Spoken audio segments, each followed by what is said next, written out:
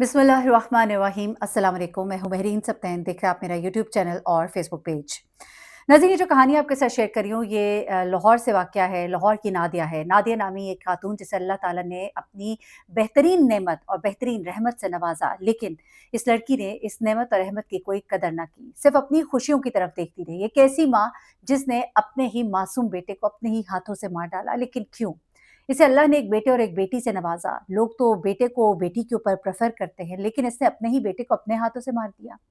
आखिर ये किस्सा क्या है? नादिया और उसका शौहर, ये दोनों लाहौर में रहते थे और नादिया की आज से कोई 8 साल पहले शादी होती है और इसकी शादी इरफान नामी लड़के से होती है। बड़े धूम-धाम से होती है। नादिया बहुत खुश थी इरफान से शादी के बाद। इरफान का अपना काम था, इलेक्ट्रिशियन था, लेकिन इसका कारोबार बड़ा अच्छा चल रहा था। पॉश इलाकों में, बड़ी-बड़ी कोठियों में इसे एक कॉल की जाती थी और उस कॉल के नतीजे में इसको 5-5, 10-10 हज़ार रुपए जो है मिल जाते थे और इसका काम बेहतरीन चल रहा था। लाहौर के डिफेंस और अस्करी जैसे इलाकों में काम करते हुए इरफान ने बड़े पैसे बना लिए थे और उसके लिए कोई मुश्किल नहीं थी। 2 के बजाय वो 4 बच्चे भी बड़े आराम से पाल सकता था। नादिया बड़ी खुश थी, शादी में भी, तस्वीरों में भी देखा जा सकता है। इरफान से शादी के बाद अल्लाह ताला ने उसे पहले ही साल जुड़वा बच्चों से नवाजा, एक बेटा और एक बेटी। इरफान बहुत खुश था, अल्लाह ने उसे नेमत और रहमत दोनों से नवाजा। इरफान की एक बहन भी थी। इरफान की बहन मुबारकबाद देने अपने भाई को आती है। अकेले में उसे कमरे में लेकर जाती है और उसे कहती है कि इरफान, अल्लाह ने तुम्हें नेमत और रहमत दोनों से नवाजा। अगर तुम अल्लाह की रहमत मेरे हवाले कर दो, मेरी कोख अल्लाह ने सुनी रखी है। मेरे यहाँ औलाद नहीं हो सकती, डॉक्टर्स जवाब दे चुके हैं। अगर बात करके देखो, तुम्हारी बीवी अभी यंग है, अल्लाह ताला तुम्हें और बच्चों से भी नवाज़े। अगर हो सके तो एक बहन की तुमसे दरख़्वास्त है, मैं अपनी खाली झोली तुम्हारे आगे भी फैलाती हूँ, उसके आगे भी फैला लूँगी। एक दफ़ा बात तो करके देखो। इरफ़ान पहले तो तज़ब्ज़ुब में आता है, ज़ाहिर-सी बात है, पहली-पहली औलाद है, चाहे बेटा हो बेटी, माँ-बाप को तो सभी प्यारे होते हैं।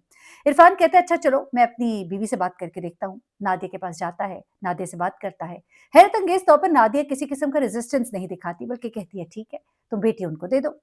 आखिर इरफ़ान अपनी बहन की गोद में झोली में अपनी बेटी डाल देता है। बहुत खुश होती है, बहुत दुआएँ देती हुई उस बच्ची को लेकर चली जाती है। चलो अच्छा हुआ, वो उस बच्ची को ले गई, कम से कम वो बच्ची तो बच गई। अब जनाब होता कुछ इस तरह से है कि नादिया और इरफ़ान की ज़िंदगी हँसी-खुशी गुज़र रही होती है, लाहौर में बड़े अच्छे से ये रह रहे होते हैं। इस दौरान में नादिया अपने माँ-बाप के घर जाती है ओकाड़ा। ओकाड़ा जब जाती है तो वहाँ पे न जाने क्या होता है कि उसका दिल वहीं पे रह जाता है। अब वो वापस आने के बाद अपने शौहर को बार-बार कहना शुरू हो जाती है कि मैं तो ओकाड़ा रहना चाहती हूँ। अब उसका शौहर कहता है, भली मानस, हम अच्छी ज़िंदगी गुज़ार रहे हैं, मैं यहाँ पर हूँ, तुम मतलब उधर चली जाओगी तो मेरा बच्चा भी मुझसे दूर हो जाएगा, मेरी फैमिली हो तुम। तो वो कहती है कि नहीं, मैं अपने माँ-बाप के करीब रहना चाहती हूँ, न जाने कब उनका कोई वक़्त आ जाए, मुझे दिल करता है कि मैं अपने माँ-बाप के करीब रहूँ। आखिरकार वो उसकी बात मान लेता है कि आखिर को ये वही तो बीवी थी जिसने अपनी बेटी जो है मेरी बहन की झोली में डाल दी, तो वो भी उसका मकरूज़ था। आखिर इरफ़ान ने उसकी ये बात मान ली और इरफ़ान ने उसको वहाँ ओकाड़ा में उसके माँ-बाप के घर के करीब ही एक घर ले दिया। अब ये लड़की जो है अपने वालिदैन के घर के पास हँसी-खुशी रहना शुरू हो जाती है और उसकी ज़िंदगी जो है वहाँ पर गुज़रना शुरू हो जाती है और इरफ़ान जो है वो लाहौर में रहता है और लाहौर में वो चूँकि उसका इलेक्ट्रिशियन का काम इतना अच्छा था, जिसको वो छोड़कर जाना चाहता नहीं था। बेटा अली हमज़ा जो है वो माँ के पास था और अब वो अपने बेटे को बड़ा मिस करता था। अब जब-जब वो अपने बेटे को मिस करता था तो वो अपनी बीवी के पास ओकाड़ा चले जाता था, लेकिन बीवी का अखड़ा-अखड़ा सा रवैया होता था। अब उसके अंदाज़ ही बदल गए थे। वो हैरान भी होता है कई दफ़ा कि जब तक ये मेरे साथ लाहौर में रहती थी तब तक तो इसके अंदाज़ और रतवार और ही थे, लेकिन अब उसके अंदाज़ और रतवार ही और हैं। अब इस बात को जब वो महसूस करता है तो ढके-छुपे अल्फाज़ में कभी-कभी वो अपनी बीवी से गिला भी कर देता है। जब गिला करता है तो आगे से उसको कहती है कि देखो, तुम अब जानबूझ के इस तरह की बातें करते हो ताकि मैं वापस लाहौर आ जाऊँ। ऐसा तो होगा नहीं, मैं तो अपने माँ-बाप के करीब ही रहूँगी। तो उसने भी उसके बाद आहिस्ता-आहिस्ता उसे गिले-शिकवे जो है वो करने कम कर दिए। अब नादिया जो है वो अपने मर्ज़ी से ज़िंदगी गुज़ारना शुरू हो गई। दरअसल नादिया की ज़िंदगी में एक और लड़का सईद आ गया था। जिन दिनों नादिया अपने माँ-बाप के घर आकर रहना शुरू हुई थी तो सईद का उसके माँ-बाप के घर आना-जाना था। उनके जानने वालों में से था, उसके भाई के दोस्त में से था। वहीं पर सईद को नादिया पसंद आई, उसने नादिया को लाइन करानी शुरू की तो नादिया जो है वो भी उसकी तरफ मुतवज्जह हो गई। एक घबरू जवान था। नादिया को आहिस्ता-आहिस्ता वो पसंद आना शुरू हो गया। अब जब वो कड़ा कर रहना शुरू हो गई तो रास्ते और भी आसान हो गए, रोज़ का मिलना-जुलना आसान हो गया। बड़े मोहतात अंदाज़ में ये मिलते थे कि किसी को कानो-कान खबर भी नहीं होती थी और जब उसका मियाँ आता था तो उन दिनों सईद मंज़र-ए-आम से बिल्कुल ही गायब हो जाता था। लेकिन नादिया ऐसा रवैया रखती थी कि सईद जल्द से जल्द वापस चला जाए। तो उसका शौहर जो है इरफ़ान जो है वो वापस चला जाए और वो सईद के साथ ज़्यादा से ज़्यादा मुलाकात कर सके।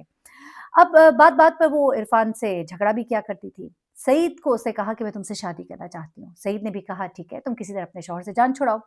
अब उसने इरफ़ान को बात-बात पर तंग करना शुरू कर दिया। कभी उससे लड़ाई करती, कभी पैसों पर, कभी किसी चीज़ पर। अब जो भी वो कहती करती, तो सईद उसकी बात मान लेता। अब उसे कोई मामला मिल नहीं रहा था कि किस तरह से वो अपने शौहर से जान छुड़ाए। आखिरकार उसने इरफ़ान से कह ही दिया कि मैं तुम्हारे साथ नहीं रहना चाहती। इरफ़ान बड़ा हैरान हुआ, लेकिन उसने आखिरकार एक लड़ाई डाली एक दिन घर में बगैर किसी वजह के। खूब हंगामा हुआ, शोर हुआ और आखिरकार उसने अपने शौहर को कहा कि वो चला जाए और उसके बाद उसने अदालत से खुला ली और अपने शौहर से अलहदगी इख्तियार कर ली। उसका शौहर जो है उसे छोड़ना नहीं चाहता था, क्योंकि उसका बेटा था, वो अपने बेटे और अपनी बीवी के साथ ज़िंदगी गुज़ारना चाहता था। वो सख्त परेशान था, उसे समझ नहीं आती थी कि आखिर ऐसा क्या हुआ? मैंने अपनी बीवी के साथ क्या किया? मैं तो उसे खुश रखता था, उसकी मर्ज़ी की जगह उसको रखा, सब कुछ किया, लेकिन ये औरत तो खुश होके ही नहीं देती। फिर उसने कहा, खुदा के लिए मुझे मेरे बेटे से तो मिलने देना। ज़ाहिर-सी बात है, बच्चा छोटा था, रहना माँ के पास ही था। अब जैसे ही तलाक हो जाती है, इद्दत पूरी करती है और सईद से कहती है कि अब मुझसे निकाह करो। अब सईद उसे निकाह कर लेता है, निकाह करके उसके साथ आकर रहना शुरू कर देता है। शुरू-शुरू में तो सईद का रवैया बहुत अच्छा होता है, लेकिन आहिस्ता-आहिस्ता सईद को नादिया का बेटा हर बात में अली हमज़ा बुरा लगने लगता है। कभी उसके रोने पे शोर मचाता है, कभी उसके खाने पे उसे डाँटता है, कभी किसी बात पे, कभी किसी बात पे। बीवी का अपने बेटे के पास उसको बैठना बुरा लगता है। वो कहता है कि तुम मुझे टाइम नहीं देती, हर वक़्त अपने बच्चे के पीछे भागती हो।